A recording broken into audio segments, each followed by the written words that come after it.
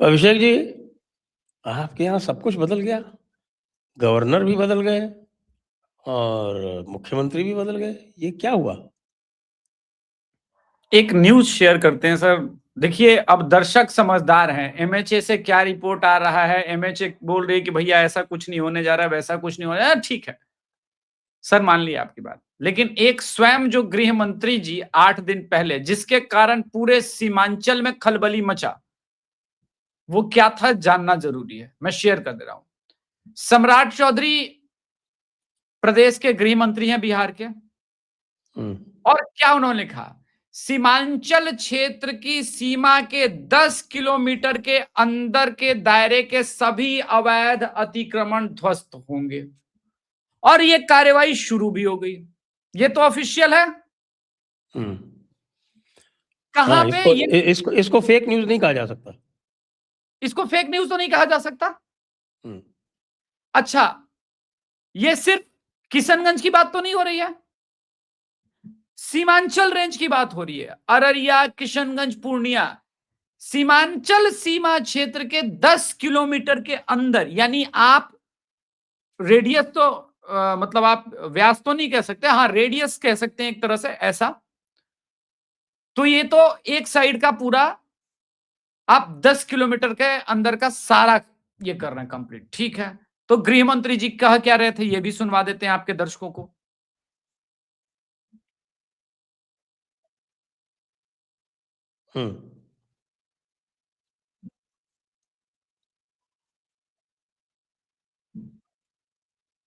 Share कर दिया आप? क्षीण करते हैं और इसके साथ साथ राष्ट्र की सुरक्षा के लिए भी एक घुसपैठिए बहुत बड़ा चैलेंज है। ठीक, ये बात हो गई। उसके बाद इंक्रोचमेंट को क्लियर करना शुरू किया। अब ऐसे समय में जब सत्ता बदल रही है बिहार के अंदर, ये जो सीमा की बात कर रहे हो, किस सीमा की बात कर रहे हैं? नेपाल की सीमा की बात कर रहे हैं कि पश्चिम बंगाल सीमा की बात कर रहे हैं कि झारखंड की सीमा की बात कर रहे हैं? उस ट्वीट में तो क्लियर है ना, सीमांचल के सीमा की बात हो रही है, वो तो क्लियर है। यानी सिलीगुड़ी कॉरिडोर के आसपास की सीमा की बात हो रही है, ये तो क्लियर है। इसको तो कोई फेक न्यूज नहीं कह सकता। दूसरी बात, जब पप्पू यादव ने कहा कि बिहार और बंगाल के इलाकों को तोड़ करके एक केंद्र शासित प्रदेश की बात हो रही है, तो मैं पप्पू यादव की बात पर विश्वास नहीं करता हूं।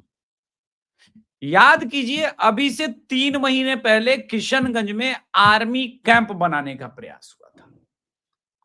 पहला वही हुआ था जब इलेक्शन जस्ट रिजल्ट निकला था, उसके कुछ महीने बाद। तो क्या हुआ, वहां पर जो किशनगंज के एमआईएम के विधायक हैं और लोग हैं, वो खड़े हो गए। सर मानिए या ना मानिए, क्योंकि मैं बिहार में हूं, मैंने देखा है, पाकिस्तानी हो या बांग्लादेशी हो, इनको बसाने वाले भारत के मुसलमान हैं, शील्ड करने वाले, प्रोटेक्ट करने वाले, रोजगार के लिए लैंड देने वाले, कार्ड बनवाने में मदद करने वाले, सारा सेटअप इंडिया के अंदर का यहां के मुसलमानों के द्वारा प्रोवाइड किया जाता है।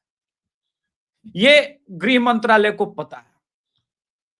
अब वो बंगाल के मुर्शिदाबाद, मालदा को लेके यूनियन टेरिटरी बनाए ना बनाए, वो सेकेंडरी बात है। लेकिन जब किशनगंज हम लोग गए, जब हवा उड़ी, तो किशनगंज का हर एक मुसलमान यही कह रहा था कि अब अमित शाह एसआईआर कराने के बाद यहां पर एक केंद्र शासित प्रदेश बनाने जा रहा है। और इसी कारण ये न्यूज फ्लैश हुई सर, और बहुत तेजी से हर एक न्यूज चैनल ने भी पिक किया।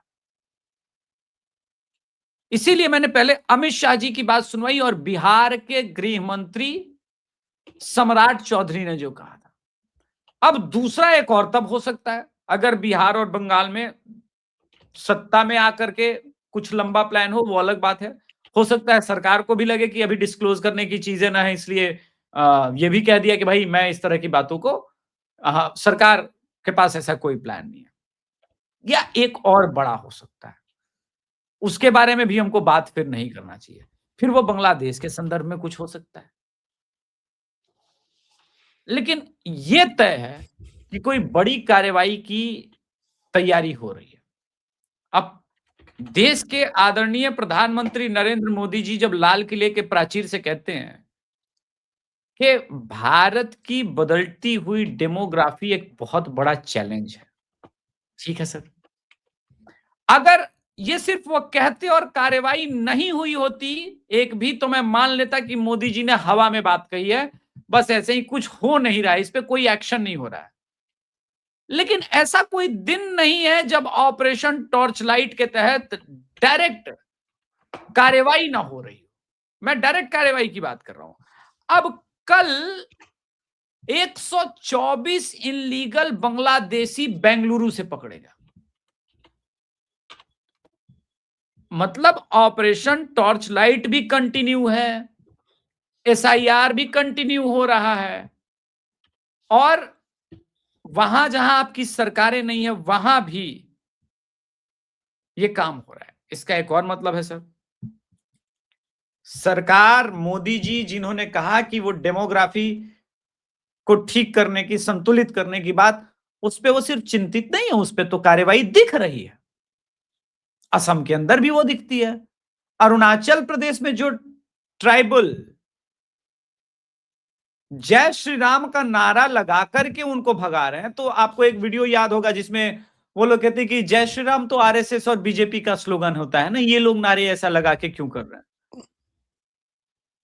क्योंकि अरुणाचल प्रदेश के लोगों को तकलीफ है कि हमारा कोई बांग्लादेश से कोई बॉर्डर नहीं मिलता, तो ये बंगाल और असम के ही थ्रू तो अंदर आ रहे हैं हमारे पास, उसके अगेंस्ट प्रोटेस्ट हो रहा है। तो एक लार्जर पिक्चर ये दिखती है कि बंगाल में सत्ता भी प्राप्त करना आवश्यक है, बिहार में भी सत्ता प्राप्त करना आवश्यक है, लेकिन उसकी आवश्यकता क्यों है जब बंगाल और बिहार के गवर्नर ऐसे बदलते हैं? एक तो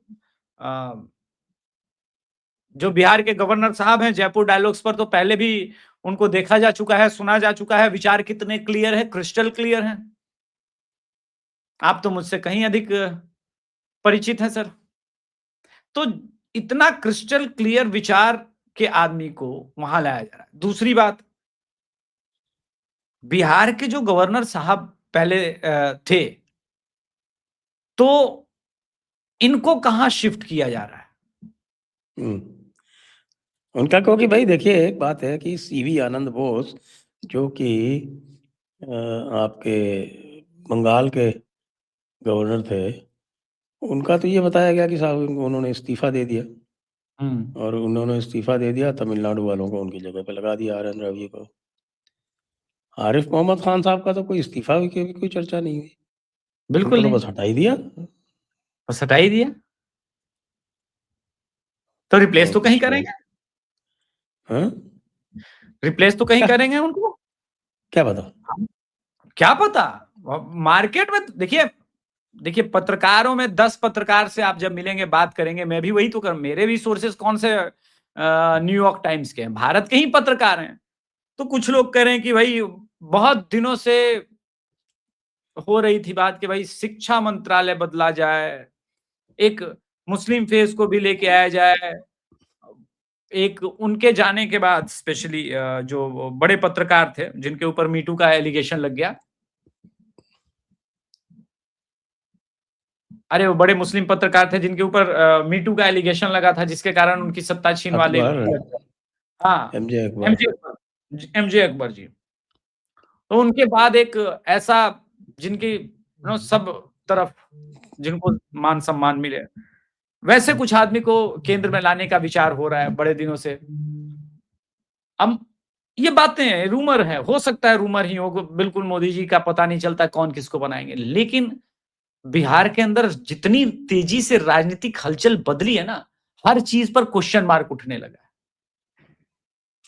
मैं तो यही कहता हूं कि भाई जिसका नाम आ जाए उसका कुछ नहीं हो सकता। जैसे सम्राट चौधरी जी का नाम उठने लगा सीएम को लेकर के, तो वो कोई दुश्मन पत्रकार होगा सर, शत्रु जिसको कहते हैं ना, क्योंकि जिसका नाम निकल गया कि वो सीएम बन जाएंगे, वो गृह मंत्री बनेंगे, फलाना मंत्री बनेंगे, ढिमकाना मंत्री बनेंगे, उनको कोई मंत्रालय नहीं मिलता।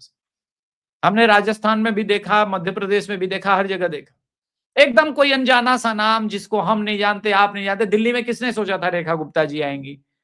या फिर हमने भजन लाल जी के बारे में ही कहाँ सोचा था या मोहन यादव जी के बारे में कहाँ सोचा था?